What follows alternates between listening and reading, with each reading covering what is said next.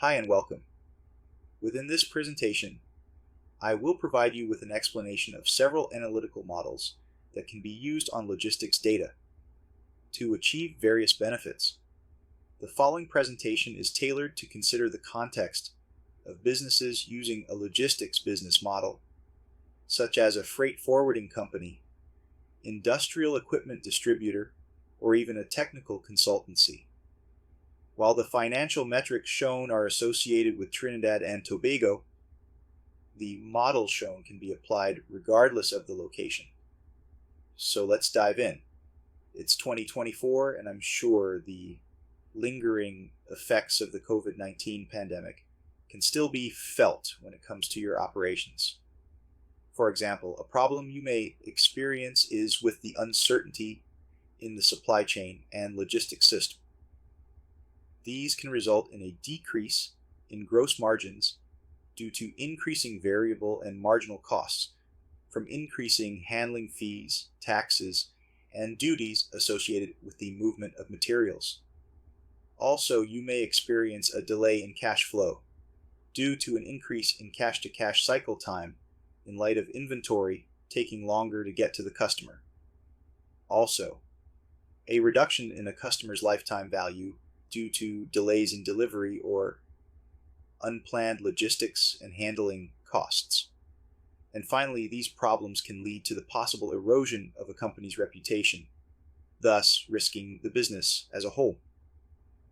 Another problem you may encounter is the repercussions due to decreasing commodity prices in the energy sector, which has occurred as shown here in the market trends from the Trinidad and Tobago Central Bank Statistics Department as of end of 2023.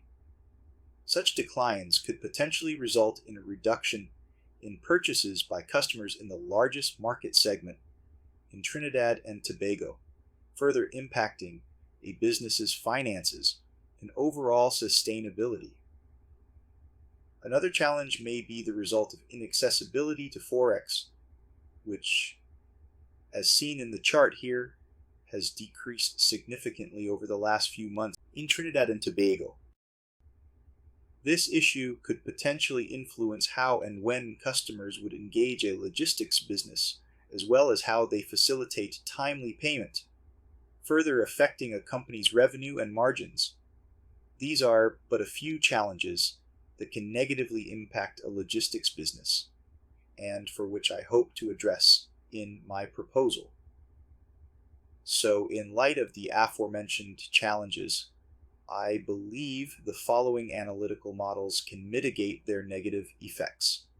Therefore, looking at each model from a purely general perspective, we can gain a basic appreciation of what each one does.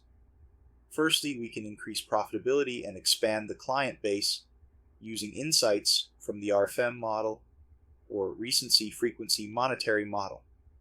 Here, the model can assist in answering such questions as: which clients are the most profitable based on their recent interactions, frequency, and spending?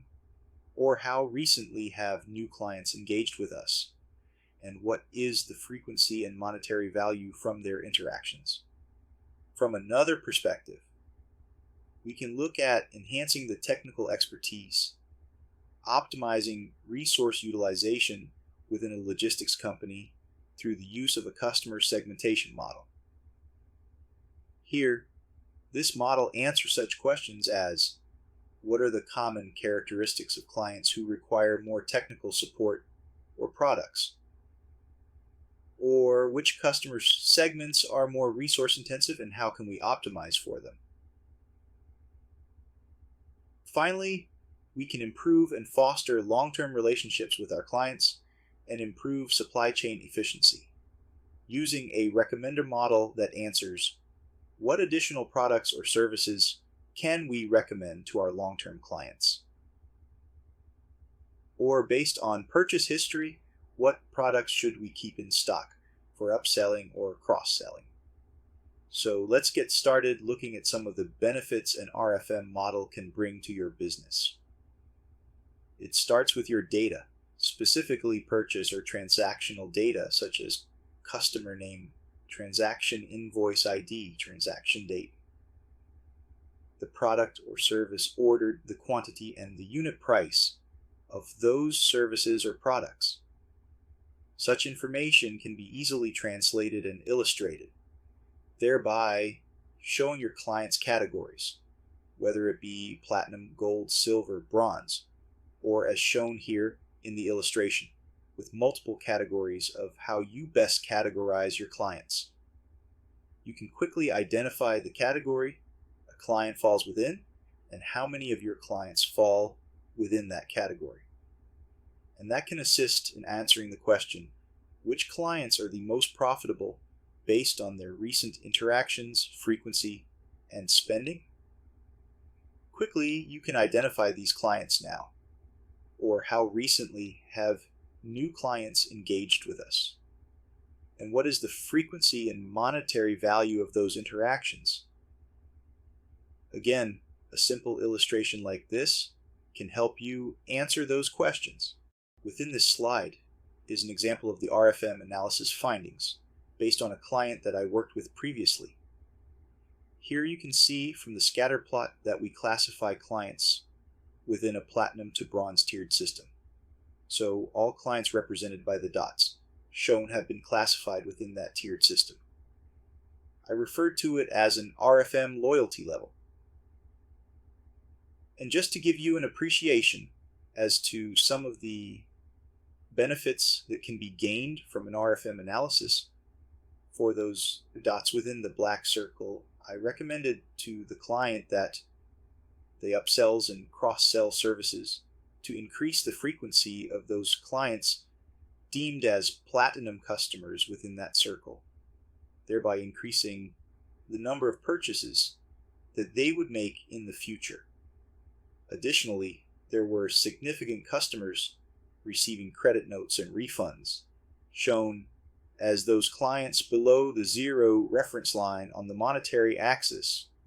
A closer investigation showed that these clients received credits and refunds within the COVID-19 pandemic. It was subsequently determined that there was an overestimation of logistic fees to account for uncertainties within the supply chain system due to the pandemic. This led to a proposal to standardize the logistic fee estimation process, using features of similar customers within the loyalty levels to reduce their overestimation, thereby reducing credit notes in the future. Now, let's look at the benefits of using a segmentation model. Within this model, we typically use customer characteristic data, such as demographic, psychographic, operational, geographical, and even financial data. Unlike the RFM model before, this segmentation model looks at the behavior and the characteristics of similarly classified customers.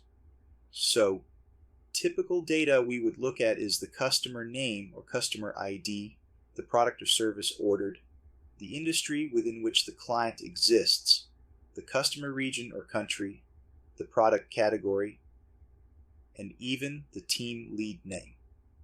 Here, the goal as shown within the illustration shows a client whose aim is to determine the appropriate product or service for his audience.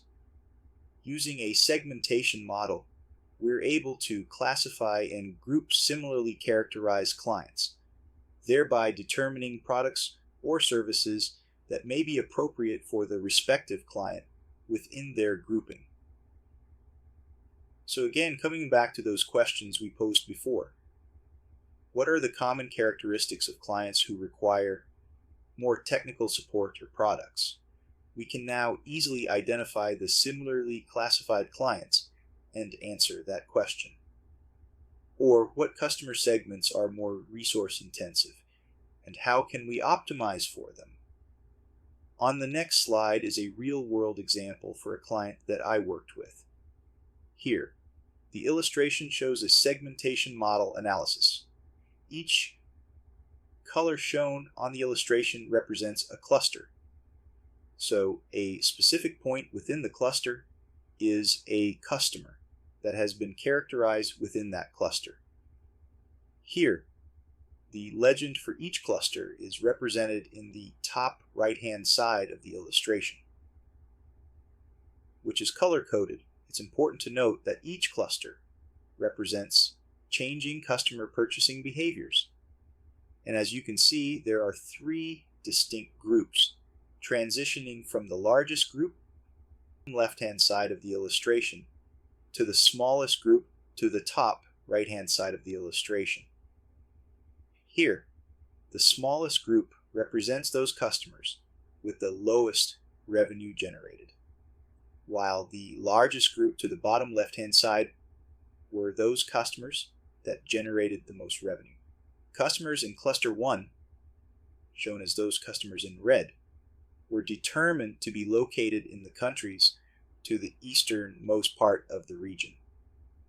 So we deduced that as we transitioned from left to right along a group, it represented customers transitioning from the western region to the eastern region of the Caribbean.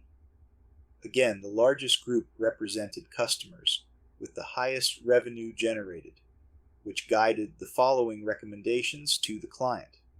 The first was to focus on segmenting customers based on geographic location and tailoring those marketing and sales strategies to preferences and behaviors of customers in different regions.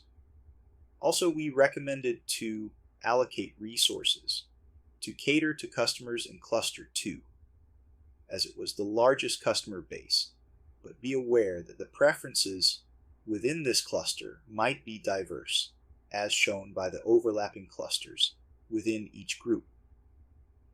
Also, to focus on a more targeted resource allocation for customers in Cluster 0, because it represented those customers that overlapped and weren't distinct within the respective region. Finally, we recommended to perform sentiment analysis to gauge opinions, emotions, and attitudes expressed by the customer to improve accuracy of future analysis. Now let's take a look at the last model being recommended, which is a recommender system.